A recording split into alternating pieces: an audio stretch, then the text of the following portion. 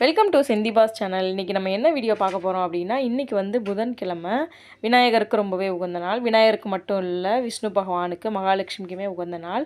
இன்றைக்கி நம்ம பிள்ளையார்பட்டியில் இருக்கக்கூடிய விநாயகர் பெருமானை பற்றி பார்த்துடலாம். விநாயகர் அப்படிங்கிற சொல்லுக்கு வந்து ஒப்புயர்வு இல்லாத ஒரு தலைவன் அப்படிங்கிற பேர். அண்ட சராசரத்திற்குமே உரிய தனித்தலைவன் நம்ம விநாயகர் பெருமான் தான். அதனால தான் பிள்ளையாரை வந்து மூத்த பிள்ளையார், ஓங்கார பிள்ளையார், முதற்கடவுள், பிரணவஸ்வரூபி இப்படிலாம் வந்து பேரால் அழைக்கப்படுறாரு. இப்போ நம்ம பிள்ளையார்பட்டியில் இருக்கக்கூடிய கற்பக விநாயகரை பார்த்துடலாம்.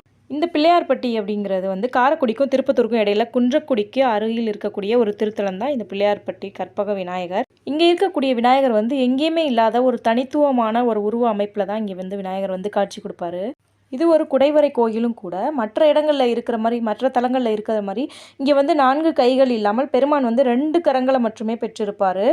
அவரின் வயிறு ஆசனத்தில் படியாமல் அர்த்த பத்ம ஆசனம் போன்று கால்கள் மடிந்திருக்க அமர்ந்திருப்பார். இங்கே உள்ள விநாயக பெருமான் தன்னுடைய வலது கரத்தில் மோதகம் தாங்கி திருவருள் செய்வதும், ஆணுக்குள் பெண்ணும் பெண்ணுக்குள் ஆணும் அப்படிங்கிற அருட்சோதி அகவலுக்கு விளக்கம் தருவது போல வலத்தந்தம் நீண்டும் இடத்தந்தம் குறுகியும் காட்சி தருகிற அருமை நம்ம பெருமானுடைய தனி சிறப்பு. இங்கே இந்த குடைவரை கோயில் வந்து பல்லவர் காலத்துக்கு முற்பட்டதாக சொல்லப்படுது. இந்த பழமையான திருத்தலத்துக்கு பிள்ளையார்பட்டி அப்படிங்கிற பெயர் வந்து நாடறிந்த ஒரு பெயராக இருந்துச்சு.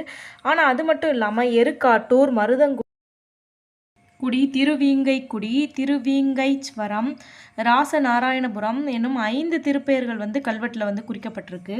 இந்த கோவில் வந்து கல், மரம், சுதை, உலோகம் இல்லாமல் கற்றளியாக தமிழகத்தில் வடிவமைக்கப்பட்ட முதல் குடைவரை கோயில் அப்படிங்கிற பேருமே பெற்றிருக்கு. இந்த ஆலயத்தில் இருக்கக்கூடிய பெருமானுக்கு வெள்ளை ஆடை மட்டுமே அணிவது மரபு. இந்த பிள்ளையார்பட்டி விநாயக பெருமானை நம்ம உள்ளன்போட பக்தியோட வழிபாடு பண்ணோம் அப்படின்னா நம்மளுடைய வாழ்க்கையில் ஆனந்தம் மட்டுமே வந்து கிடைக்கும் அப்படிங்கிறது ஒரு ஐதீகம்.